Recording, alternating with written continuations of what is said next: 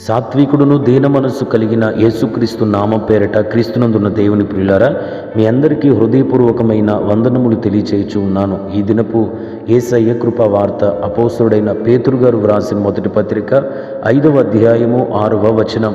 ఆయన బలిష్టమైన చేతి క్రింద దీన మనస్కులై ఉండుడి.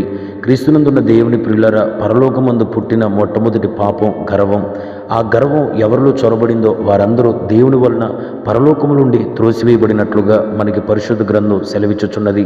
పరలోకములో పుట్టిన పాపమే ఈ రోజున అనేక మంది హృదయాలలోనికి చొరబడి దేవుని కృప నుండి దూరం చేస్తూ దేవుని యొక్క రాజ్యంలోనికి కూడా రానివ్వకుండా త్రోసివేస్తుంది. కాబట్టి దేవుని పిల్లలుగా క్రీస్తు రక్తముతో కడగబడిన దేవుని జనాంగంగా మనము గర్వము, అహంకారము, తిరుగుబాటు, మూర్ఖత్వము ఇలాంటి లక్షణాలు కలిగి ఉండక వాటిని తొలగించుకుని జీవించు వరమై ఉండాలి. పరిశుద్ధ గ్రంథంలో నెబుకద్నెజరైనా, హిజ్కియా అయినా, ఉజ్జియా అయినా, క్రొత్త నిబంధన కాలములో హేరోదైనా వీళ్ళందరూ నశించిపోవటానికి గల కారణం ఏంటో తెలుసా? వీరి హృదయ గర్వమే. కాబట్టి గర్వాన్ని మనం విడిచిపెట్టాలి.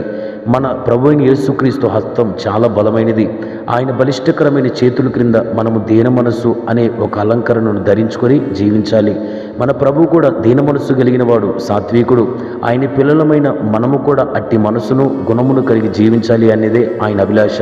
కాబట్టి దేవుని ప్రియులరా, మనము దీన మనస్సు కలిగి జీవిస్తే మన జీవితంలో ఎన్నో ఆశీర్వాదాలు ప్రభు చేయటానికి సన్నద్ధుడై ఉన్నాడు. కాబట్టి మెట్టుకు కొన్ని విషయాలు మనం ధ్యానం చేస్తే, కీర్తనల గ్రంథంలో రాయబడిన మాట, ఎవరైతే దీన మనస్సు కలిగి జీవిస్తారో వారందరి ఎడల ప్రభు లక్ష్య పెట్టే దేవుడై ఉన్నాడు. ఈ రోజున డబ్బును బట్టి, అందమును బట్టి, ఐశ్వర్యమును బట్టి, పేరు ప్రఖ్యాతులను బట్టి మనుషులు ఇంకొక మనుషులను లక్ష్య పెడతారు.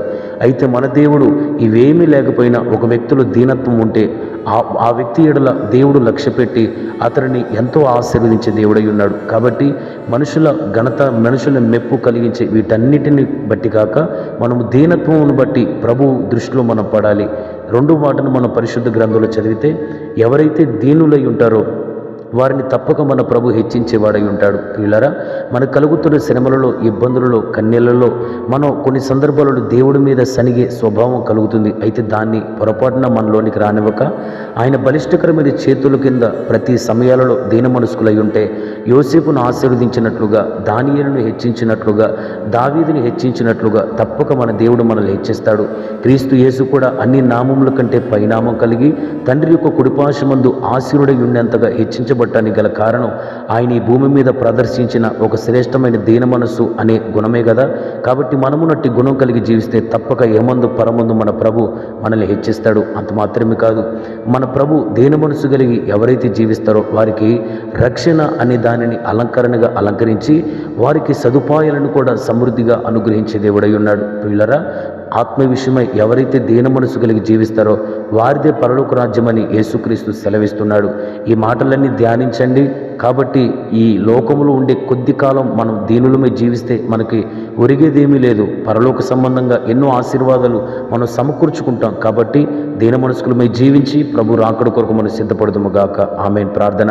పరిశుద్ధుడు అయిన మా తండ్రి, కృపగలిగిన మా యేసయ్య, మీకు స్తోత్రాలు చెల్లిస్తున్నాం. ఈ దినమును మాకు నేర్పిన శ్రేష్టమైన కృపావార్తను బట్టి స్తోత్రాలు. ఈ మాటలు వినిన ప్రతి ఒక్కరూ నేను మీ బలిష్టమైన చేతి క్రింద దీన మనస్కులై జీవించుచు ఆ దీన మనస్సు వలన కలిగే ప్రతి ఆశీర్వాదం పొందుకొని నీ రాజ్య కొరకు, నీ రాకడ కొరకు సిద్ధపడుటకు మాకు సహాయం చేయమని యేసు నామములో అడుగుచున్నాను మా తండ్రి. ఆమేన్. Praise the lord.